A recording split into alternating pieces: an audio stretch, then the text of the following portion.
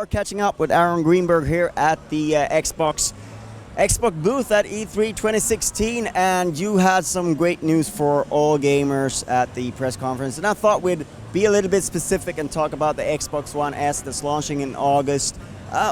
What is it that sort of made you want to launch sort of an updated version of the Xbox One at this time? Sure. Well, we wanted to think about when was the right time where there was a step change that made sense to bring a new box to market. And so first, we wanted to reduce it in size. Could we make it smaller so it's 40% smaller? Secondarily, as part of that, we actually challenged ourselves based on feedback from our fans to integrate the power brick, the power supply, into the box, which our incredible engineering team has done as well. And then we know a lot of people are investing in 4K TVs, and so with that change, how can we bring 4K capabilities to the box? So 4K streaming, it's got a 4K Blu-ray player built into it, and as well, we also support HDR games, HDR gaming as well. So really giving people all the latest technology advances in a box that's significantly smaller and at a great value. I think that's interesting because the power bar, that's like, why don't you just say that it's 60% or something? Because that's a big deal to get it in there, and it also produces a lot of heat and stuff. So what is it that you've how have you managed to make it so much smaller, and is there anything that's missing in there, or?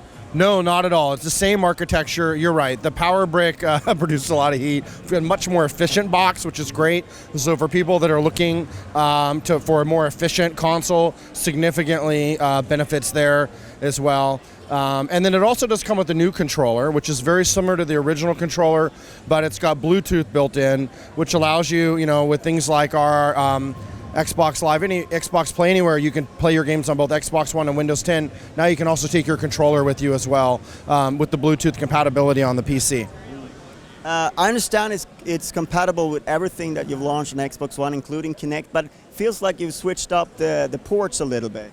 Yes, so in order to reduce the size, put the power brick in, and get that 40% size reduction, we definitely had to make a couple key trade-offs. Now, we do have HDMI in, we have HDMI out, and then what we did was actually put an IR blaster on the front so that people want to use remotes, media remotes, to be able to control. They can do that. They have that flexibility. We also added a button for pairing your controller that was on the side and kind of hidden. So we sort of, based on customer feedback on the original Xbox One, we've been adding some features there as well. It does continue to support Kinect. We have a free adapter that we're offering to customers if they want to do that. But we think the trade-offs on size were the right ones to make. Interesting. One of my pet peeves about the original Xbox One was the power button on the front of it. It is very easy to turn on the Xbox One. Was that something that you addressed as well?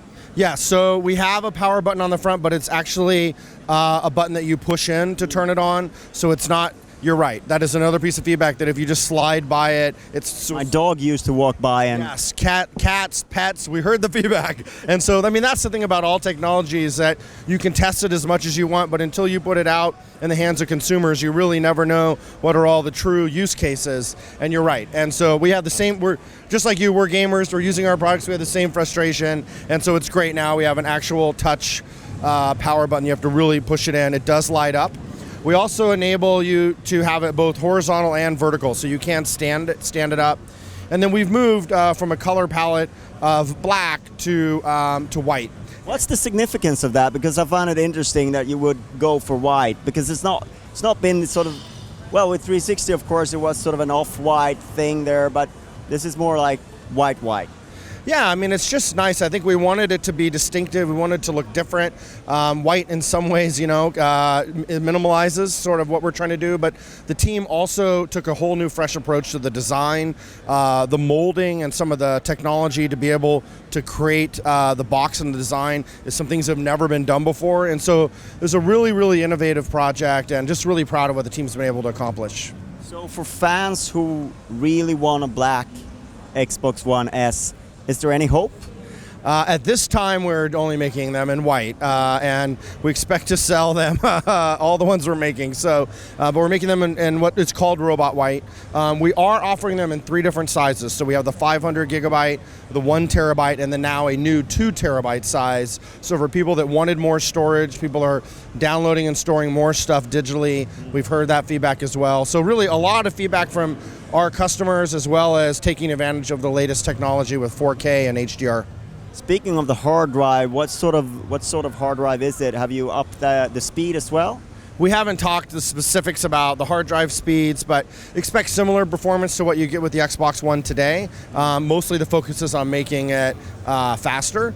And of course, with any type of components, we always get sort of latest updates and improvements that come with new components that may or may not have been there when we launched the Xbox One. So we're pretty happy with having all the latest tech inside. So, but if you have bought an external hard drive for your Xbox One and you're upgrading, don't throw it out the window because it's still useful with that. Yes, the external hard drives absolutely still work. We continue to support that. There's multiple USB ports on the back. There's 1 USB port right in the front. So really, giving people a lot of choice on how they want to configure their Xbox. That's interesting. There is that thing where you announce 2 consoles really at a press conference. I think that is unprecedented. I cannot imagine any time that a company would announce 2 consoles at the same time. And of course, with your position, it's all about communication and about making sure that consumers aren't confused by this. What do you think is key to sort of make sure that people are aware of what they're buying and sort of not get confused by this 3 console ecosystem?